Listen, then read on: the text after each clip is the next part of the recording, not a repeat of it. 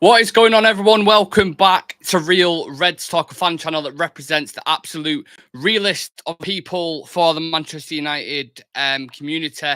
This is your daily news show, and we've got so much interesting stuff to discuss. I hope you get yourselves in the comments section because, like I said, there's so many things to get into, and we can have a proper chat and debate about it because, of course, it is just myself today. So, obviously, I want to have a discussion with you guys and talk about the topics on the table. Now, the topics on the table, Sir Alex Ferguson has spoken out about Sir Jim Ratcliffe in an interview. Luke Shaw is back in training today, plus Lissandro has been on the grass as well, which is obviously really positive news. Mason Mount is the victim of media manipulation again. Palestri shines bright for Uruguay. So I want to talk about his future at Manchester United and why maybe you guys think he hasn't had as many opportunities as he should have done. Or maybe you think the opposite. I don't know. So like I said, get involved, get your questions in, get your comments in, and I'll read them out as I go through the show. But the main topic, or the main story, should I say, we obviously had, when you saw quotes coming out from Sir Alex Ferguson about Sir Jim Ratcliffe, that is the grabbing one in it. So let's just see what he said. So he got asked about Sir Jim Ratcliffe's imminent 25% investment in Manchester United, and Fergie said, "I am still a director of the club, and I know Jim well. We shall have to see what he does, but I'm optimistic." Now that sounds pretty promising. I'm not saying everything.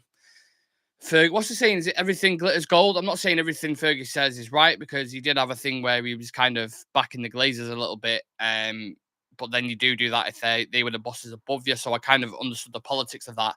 But he obviously has a wide knowledge of football, much greater than most people, and he's very experienced. And if he likes if he's heard the plans that are being put in place and he likes the sound of it and he has a strong idea of what's going to happen, then I think that sounds pretty promising. He obviously over the past kind of couple of years or 10 years or whatever, he's been is it a director or an ambassador? I think it's a director at the club, right? So he was involved in certain decisions, etc. But I think Sir Jim Ratcliffe wants to bring him in a little bit more and lean on him slightly, which I have absolutely no issue with whatsoever. No, this man was extremely successful. And sometimes you when you look to rebuild a club like Manchester United, who is the perfect guy or who was the best ever? Let's just call it a spade a spade. People can debate managers all day, but let's call a spade a spade. Who was the guy who was the best at building clubs or rebuilding clubs? From early 90s up until 2013. Fergie did it time again and time again and time again and time again through different kind of generations, if you will, and it changed with the time. So we knew how to rebuild a squad. That's why I always think the argument that, oh, if he was still around now, he wouldn't be winning or whatever. It's absolute nonsense because he adapted with the times. And I think that's what Manchester United need to do at the minute. If Sir Jim Ratcliffe wants to pick his brain and getting involved, then I think Fergie's the perfect man. The experience, the knowledge, overall determination is what made Sir Alex Ferguson a winner. And if we can install a bit of that back into the club, happy days, happy days. He's obviously has a very, very close place in a lot of people's hearts as Manchester United fans. Even I think footballing fans, the worst, Liverpool fans, City fans who hate us can appreciate Fergie's greatness. That it's just one of them. So I'm happy with him being involved in the club. I'm never gonna say no. But it depends how he's going to do that. Maybe Sir Jim Ratcliffe has outlined a plan and he said, well, this is who we want to bring in. This is what we're going to do. This is the recruitment strategy. These are the type of players that we're going to go for. To be honest, I discussed all this in the video, which hasn't dropped yet, actually, because we're still waiting for the official announcement. And that Jamie Jackson put something about this today, actually. A journalist for The Guardian, I think it is. He said there will be no announcement about Sir Jim Ratcliffe's 25% stake in Manchester United today. And then you have Thanksgiving tomorrow as well. So we're going to be waiting, I probably think, at least until early next week. No surprise at all, by the way, that Avram and Joel have got raw turkey in the mouth whilst they're touching themselves.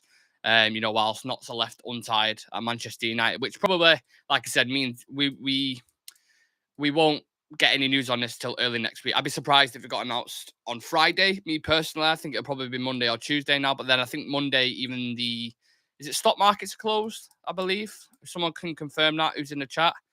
So I'm not sure. I don't know. I think early next week is when it'll happen. And when that does happen, We have a video ready to go, Ineos 10-step plan, very detailed, researched a lot on that specific video. So keep an eye out for that because it's going to be an absolute banger. And yeah, I think that's going to be an interesting video. But of course, we're not going to drop that until it actually gets announced, because how stupid would we look if we drop that and then it got announced that, oh, there's been a further delay till next year, or there's, someone's come back in the race and this guy's doing that. So we're just waiting for it. But when it does get announced, we will. Bobby Boy in the chat, big up to Bobby Boy. Do you need to sell before you buy? I'm not sure about the FFP restrictions going into January and summer. I believe the only reason why we struggle is because the Glazers don't inject any cash of their own. So I believe with Sir Jim Ratcliffe coming in, he can inject his own cash into within limits, of course, and we can buy players. If we want to go get a Tadibo in January, we could. And I think likelihood is with us selling players as well.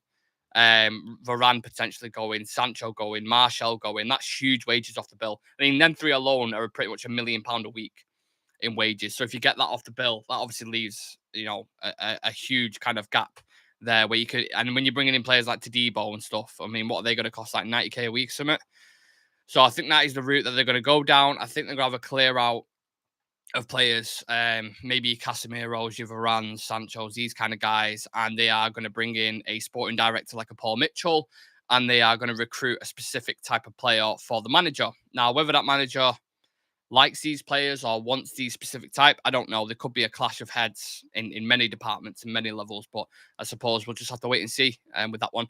Anonymous Mango says, Nick, have you seen what Alex Crook reported today? Ineos would look at appointing Paul Mitchell and a second sporting director alongside him too. Now, again, it's sticking with the theme with me where it's like too many cooks spoil the broth. Is that the saying?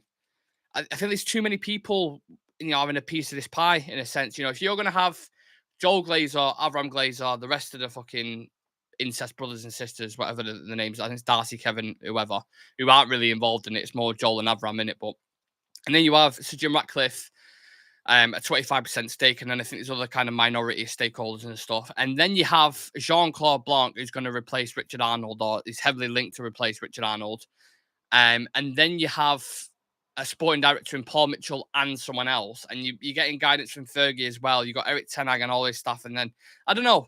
People call me stupid. I have no idea, but I just think that's a lot of people, strong-willed people, by the way, strong opinionated people, all making similar decisions. So maybe it'll work. What do I know? I'm not, I've never run a football club the size of, I've never run a football club in general, but I've never run a football club the size of Manchester United before. So it's obviously a huge opportunity, number one, but it's a huge risk, because if they don't get it right, then these financials, kind of strict financial rules pending on it. If we don't get back in the Champions League this season, what is Ratcliffe going to do then? Is he hoping? I don't know. It's a minefield, and there's so many questions coming out of it. Simon Day says, told you to keep your chin up, if I'm not mistaken. Shah Sam using the Nick emoji. Big up to Shah Sam. Shreyas saying, how are we doing, Nick? I'm fantastic, mate. I hope you enjoyed your holiday. For anyone who don't know, Shreyas went on holiday. That's why he's not been on the channel. Had a nice break, which I could do with myself, to be honest. But there we go. Is there any chance this deal gets over the line before mid-December? Well, what are we in now? 22nd of November. I don't know. Judging by the way it's going, I would probably say, I think I said before, early next week, so end of November, start of December. But would it surprise me if it went further? Absolutely not. People who are coming up with the conspiracies saying that, I'm not talking about you specifically, Brian, because you asked a question yesterday, but I have seen on Twitter that all are delaying it again because the Glazers don't want to spend money. No, mate, Ratcliffe wants to get in as soon as possible, and he's getting frustrated and wants to spend money in January so he can give himself a chance, or give us a chance, of getting Champions League football, which obviously in terms of revenue and money and FFP is a big positive. So yeah, I don't think that theory kind of sticks.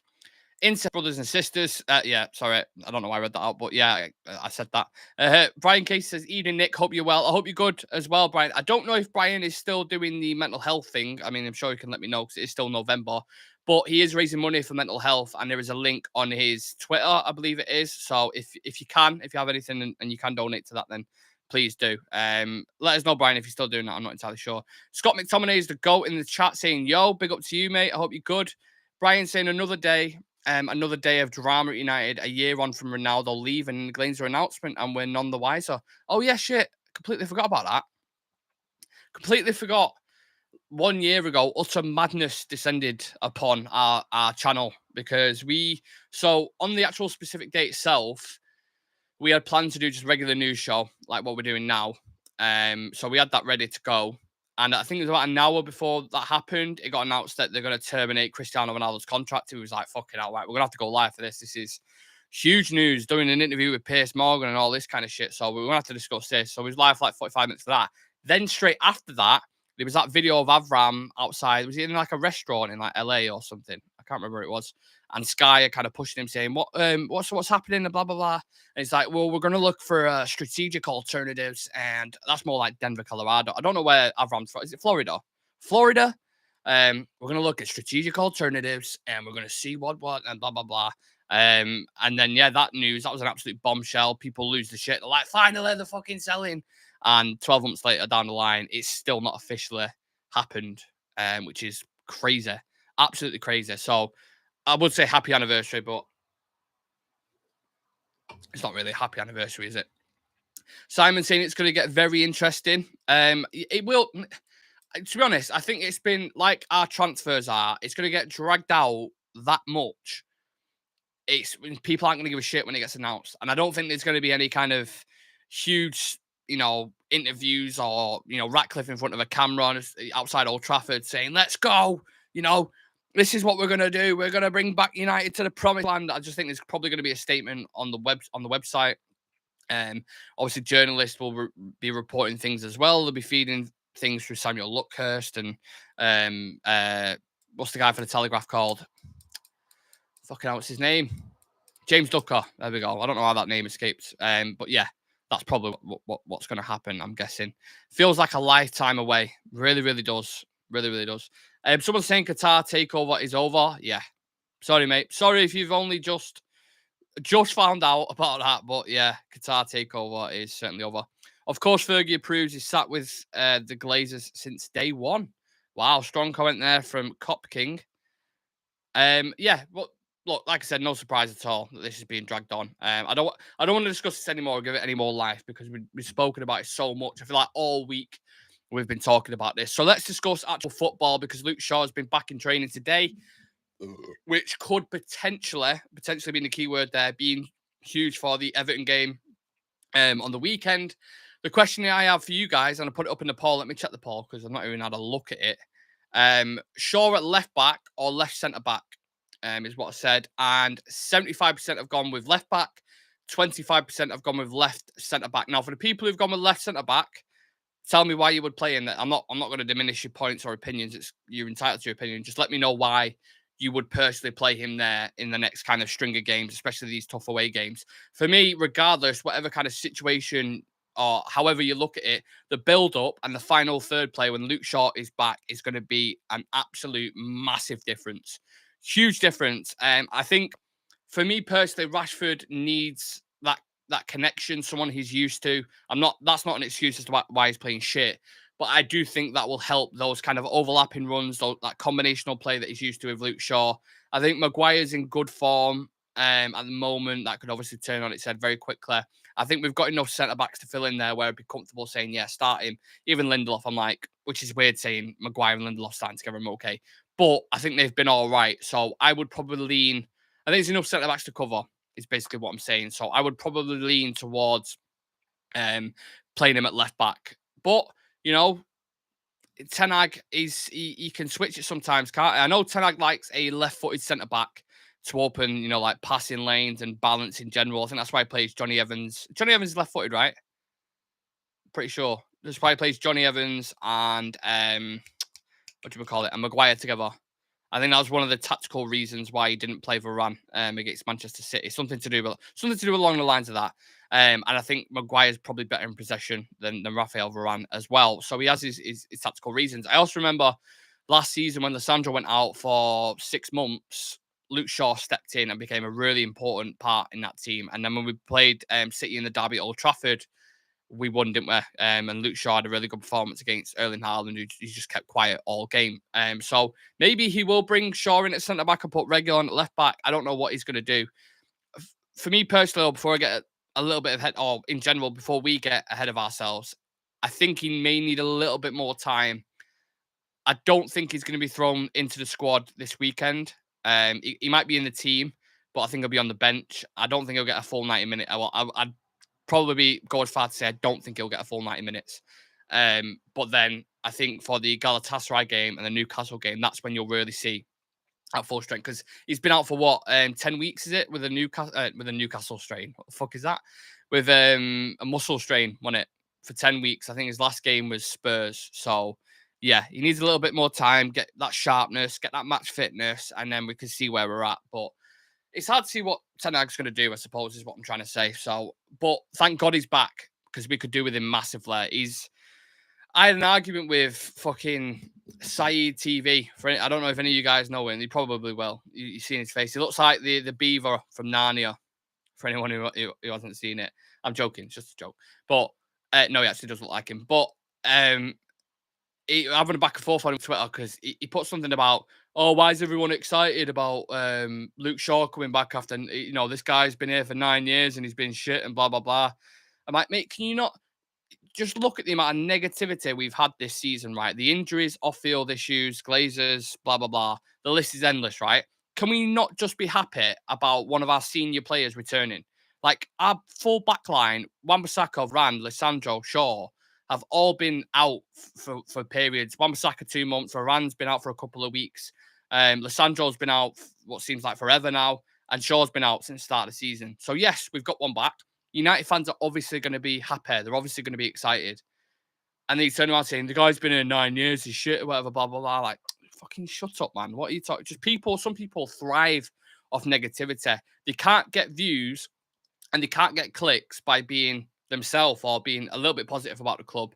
And they know negative things get clicks. So you see these kind of fucking videos that are like, Shaw, useless, Rashford, useless, Bruno, useless. Like, and because they know it hits a certain niche. What's that other guy's name? Rants as well. Everyone who knew him on about here. Exact same guy. Lives off negativity. Thrives off it. God knows what we're going to do if we start winning Premier League titles again, because these guys won't have any more fucking content, man. It's fucking ridiculous. But anyway, whilst we're on the kind of positivity run, Lissandro Martinez has been back at Carrington today, training individually. And if you're talking about someone who we fucking miss, Jesus Christ, Lissandro Martinez, we need him back. I know he didn't look right when he came back. He looked a bit off it, but that obviously because he was still injured. Before he got injured against Sevilla, was it metatarsal or Achilles? It was metatarsal, wasn't it, that he done? It was similar to Beckham and Rooney's, right? Why he went off. When he done that and he was gone, the difference that he made was absolutely huge. We talk about ball progression again. Having someone to like Onana to confidently pass it to, just that first phase is so much better.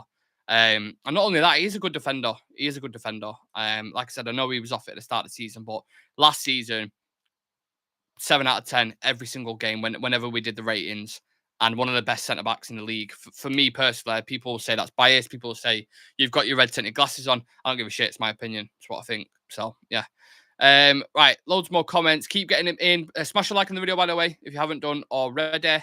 And let's see what everyone's saying. You absolute legends. So, Simon Davis says, I said Ronaldo's interview would be the catalyst for change. No one can deny it. One quote that came out from that, actually, Simon, which I thought was really, really interesting, was the thing about the Glazers. When Piers Morgan said, do you think they care about the fans? Do you think they care about this? And he was like, no, they don't give a shit. They haven't met me. They haven't done this. They haven't done that. And what he said about the owners was huge, obviously coming from Ronaldo's mouth, because players don't come out and say that. Obviously, a lot of the time they're under contract. They're not going to say that about the bosses, so I don't blame him for that. But Ronaldo coming out, especially with the profile that he has, and saying what he said was obviously massive. I'm not saying that led to the Glazers selling the club, but obviously it was huge. In terms of getting the point out there. Tim99 said, I said left centre back as it will help with balance issues in defence. I agree with that. Brian saying, brilliant to have Shaw back, but can't see him playing this weekend. I agree. Shah Sam says, Hoyland would also benefit massively with crosses from Shaw. I think that's a fantastic point, Shah Sam, which he always makes great points. But yeah, even if you look at his delivery off set pieces, I've not even mentioned that. You look at the important goals that we've scored. Carabao Cup final, straight away springs to mind. Crosses to Casemiro. He's done that a few times, him to Casemiro. It has that kind of connection. I'm pretty sure he did it when I was at the Bournemouth game last season as well. But he's just got a great delivery from free kicks. And just a crossing in general, I think it'd be perfect for Hoyland. So, yeah, it's a fantastic point, that. Tim99 says, I unsubscribed from him. I don't blame you. Brian Onana had the starting back four in front of him for one game this season. It's fucking crazy, isn't it?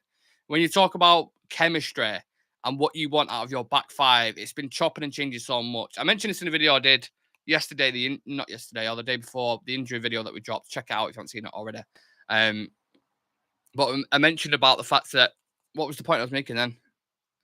Literally, oh yeah, the 7 different centre-back partnerships we've used. Maguire, Varane, Lissandro, and this guy, blah, blah, blah. We've had Lindelof, Amrabat, Reguilon, and Shaw play at left-back. In midfield, we've had Amrabat, Hannibal, Mount, Casemiro, Ericsson, like so many different combinations, and people saying that's what a squad's for. That's what a squad's for. I understand, but you at least want to play your regulars consistently and then chop and change every now and then. We've done it pretty much every game. It's Manchester chameleon. We are a chameleon. We literally are. We change every single game. So there's no consistency, there's no patterns, there's no chemistry, and I think that's why you're seeing what you're seeing on the pitch, to be fair.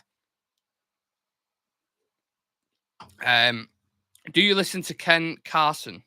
Nope, never heard of him. He went off and trained 2 days later for Argentina. Explain that. Who, Lissandro? I don't get what you mean. Oh yeah, he went to Argentina, but he didn't even play, did he? I'm pretty sure he went, but he didn't play. He didn't get into the team, and then he came back and had thingy, didn't he? Lissandro strikes me as one of them guys, to be fair, who would just play through pain and play for everything. So he's probably been in pain for a while, to be honest with you. So, yeah. Did he play a full 90, though? Did he play a full 90? So, yeah, that's on the defence. I do want to get into this stuff about Mason Mount because being Sports, shock, put something out before. So, they said, did you know Mason Mount has not scored or assisted a single goal in the Premier League for the entirety of 2023? You have to question the Man United transfer policy once again. And it's like they've kind of forgot he had. I'm pretty sure he was out for 5 weeks. I'm not saying he's been fantastic because he hasn't. Right? I'm a fan of him personally. I think he's been treated like a scapegoat, but I admit he hasn't been amazing. But neither has anybody else. Okay. But it's like they forgot he had this 5-week injury. He's also been playing in a deeper role, which I didn't really understand when he was playing Casemiro, Mount, and Bruno. That experiment never worked, and you can see that from the start. And I have to hold my hands up because I thought it could work, but it was awful. And this is the issue with the media. When we have these kind of pointless attacks, especially coming from a broadcasting company as big as beIN Sports, it's a huge issue because you start to create narratives then. And people will just run with it and people will believe it and they'll bring it up every time he has a bit of a stinking performance to just be like, yeah, oh, he hasn't done this stats-wise, blah, blah, blah. He's playing a deeper role alongside Casemiro. He's obviously not going to have... Even our attackers haven't got assists or goals. Anthony hasn't got a single goal or an assist so far. Hoyland hasn't scored in the Premier League. He's been fantastic, but he hasn't scored in the Premier League yet. Rashford scored 2 goals in 6 months. So why are you bringing up goals with Mason Mount? Like, it's a weird one for me. And you know what tells me everything about beIN Sports? They have Andy Gray and Richard Keys there. Do I need to say anything else? Do I need to say anything else at all? Like, them guys are fossils, mate. That shit they were saying about De Gea and Andre Onana. And they were saying, like, what's a goalkeeper's job, Richard? And he's like, fucking, well, it's to save goals, isn't it? I don't know what this modern goalkeeper business is about or whatever, blah, blah, blah. Like, you absolute fossils. It's like they've been sat in a gentleman's club with a towel over them like that saying, oh, yeah, birds as linesmen. Oh, never, I'm not doing that. Like, get to grips with modern football, mate. What are you talking nonsense for? Utter nonsense. Need to be careful bringing him back in. Can't rush it. Agree. Tim99 says Mount just needs a run and a bit of luck. I think so. But that from the minute Mason Mount has signed, people just shitting on him from the minute he signed, and I've never understood it. I get people might think they might not understand the signing, and it hasn't worked so far yet. But if you look at him at Chelsea in 21 to 22, their best player, digits, not even just digits, because I was talking about stats then, but just for Chelsea, he was a really, really good player, consistent, international, played every single game, is a very important cog in a system when the system is flourishing. And people might call me stupid and say I'm an idiot for thinking he's going to turn out good, but I do, and I'll stand by that opinion. I really, really do. Chewy's in the chat. Big up to Chivy. Got a lot of members in today. If you want to become a Real Red Ultra member, make sure you click the link in the description or click the join button next to the notification bell. Just help support the channel. It's like £3 a month. You get exclusive content, a badge next to your name, and a chance to feature on the show as well. So please do check that out. But Chivy is saying this is what I keep saying about stats, Nick. And I agree. I think football nowadays is a very stat-heavy game. I mean, they can be manipulated so many times. The De Gea thing being a prime example for me that people always refer back to, oh, well, he kept, 17 clean sheets or whatever it was in the Premier League, so he must be the best goalkeeper. And it's like, there is context to that, mate. There is serious context to that. Look at the West Ham game where he made a mistake, Everton where he made a mistake. Even in Europe against Sevilla, like the guy made a shitload of mistakes. In the FA Cup final, he was horrendous. So they can be manipulated and they can make them look a certain way. So I agree with that for sure. Mark Brooks saying modern football is shit. Why is it shit? Why is it shit? We need Qatar, says Mark Allison. Not even potential for that to happen now. So, yeah, let's move it on. I want to talk about Facundo Pellistri. He played last night against Bolivia. Talking about stats, 77 minutes played, 1 assist, 40 touches, 2 out of 2 attempted dribbles, 88% pass accuracy, 3 key passes, 2 big chances created, and 4 out of 6 ground duels won. 2 things to kind of caveat that with. 1, international football isn't amazing against Bolivia. It's different. But the one thing I will say about Pellistri, he is consistently good with Uruguay, despite whoever they're playing. He has a good link up. Sure, I love this, but he has, a good link up with Darwin Núñez and the players around him. And they trust him. He seems to do really, really well. The question I've got for you lot is, why hasn't he started? Why do we think he hasn't started over Antony more often? Is it a case of football politics because, Antony cost 85 million, 90 million pound, and the board starts saying, actually, when Antony isn't playing consistently, like, Eric, you push for this player. You push really hard for this player. We spent a lot of money on him. Why is he not in the starting 11? Do you think that has anything to do with it? Do you think maybe he just doesn't rate Pellistri? Because from what I've seen, he hasn't done any worse than Antony. He works equally as hard off the ball. He's more direct. He puts crosses into the box. So someone just move on from no, not that, sorry. Mark says Antony has a pic of Eric bent over taking it. I mean, that could be it. That could be it. That's a rhetorical question, Nick. It's favoritism. Well, I get it. But I'm trying to dive a little bit deeper into that and not just take it at surface level and say, oh, he prefers him as a favorite. Like, is there tactical reasons behind this? Is the other things at play? I don't know. I like Facundo Pellistri. I think he's looked not amazing when he's been on, but he's looked decent. Like, he's offered enough for me to say, like, oh yeah, I'm not sitting there saying Antony's fucking, why is he not back in that team? Is whatever, blah blah blah. Antony's been shit season, and I think that is 6 months down the line, maybe we could be sat here again discussing the future of Antony, because so far, I mean, last season he had moments in the Barcelona game, scored on his debut against Arsenal, scored a wonderful goal against City, but that game against City was like 6-3 anyway. He had moments where you could see why Eric Ten Hag signed him, but this season, bro, again, I don't know if it's off-field issues, what's been going on with that, with his ex-girlfriend and stuff, if that's kind of distracted him. But he frustrates the life out. He slows attacks down. He must have 4 or 5 shots a game where it goes wide of the post and you just know what's going to happen. He's so one-footed. He's like, not even to a point where if it was FIFA, it'd be a 1-star weak foot. Like, he never, ever, ever uses his right foot. And I understand someone mentioned track back all day. I get that. He keeps the shape. He works really hard. I understand it. But if you're just gonna go for that, if you're gonna pay £85 million for that, you might as well have just kept fucking Dan James because he trapped back and he worked hard and he kept the shape really well. Like we need the products going forward. That's the main issue. Goals from our attackers have been on a drought, mate. Our top scorer is top scorers, should I say, are McTominay and Casemiro. And we have probably about £400 million worth of talent in attack. That's where the main issue lies. Roughly about £400 million worth of attack and goals between them. They've probably got about 3 or 4, and Højlund has most of them.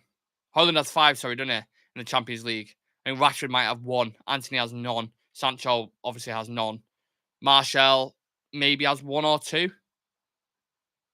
Nowhere near good enough at all. So there is questions to be asked. I think Garnacho, to be fair, has had a bit more opportunity recently. It looks like he's getting in the groove a little bit more, getting more starts, etc. And because he moved Rashford over to the right, I think it'd be interesting to see who starts against Everton at the weekend, and that's exactly what we're going to discuss on Friday night. We've got an Everton fan coming on who's one of my mates who's been on the channel before.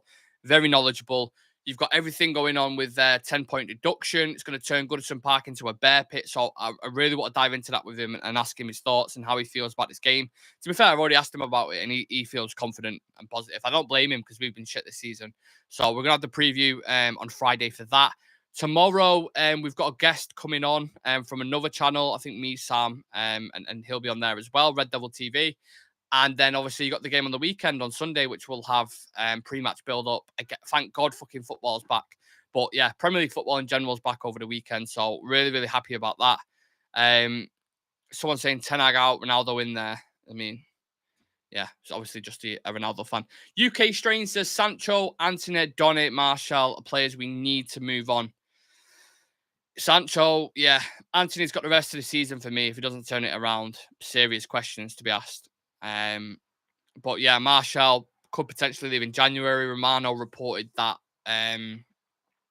there's a few clubs interested. So I'd be interested to see who's going to take a risk on Martial because he's on a lot of wages. And, you know, what we're going to sell him for, 10, 15 million at this point. Donny van de Beek, just, yeah, I don't know.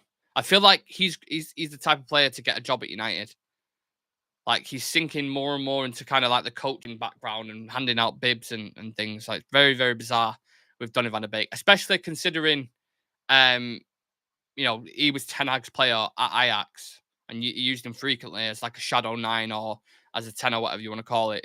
It's a strange one, isn't it, with Donny? But yeah, these guys need to be moved on for sure. It feels like every single year with Manchester United, we need to clear the deadwood, isn't it?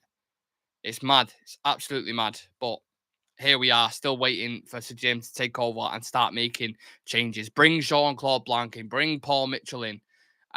You know, look at the January market as an opportunity to get rid of some players who are just holding us down. Bring in a Todibo, which would be nice, refreshing.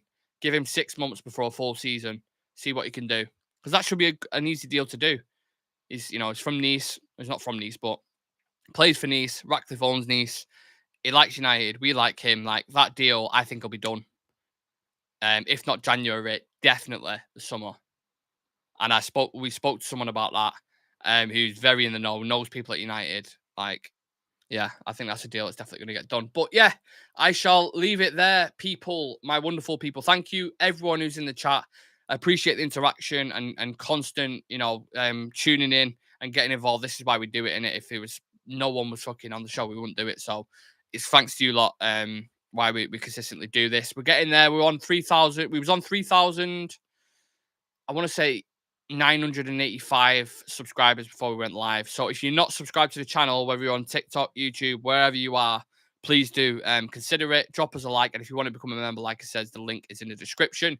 Drop us a follow on socials as well. Instagram, TikTok, Facebook, everywhere. We've got loads of different stuff. Yeah, there's enough that feeds that fix. So do check us out. You're all a bunch of legends for people on TikTok and YouTube. And I'll see you guys tomorrow night. We'll be on with Red Devils TV Friday night Everton preview with an Everton fan. Talk is probably going to be a long time. So yeah, I'll see you in the next one, guys. Have a lovely day, everyone. You're all a bunch of legends. See you in a bit. Peace.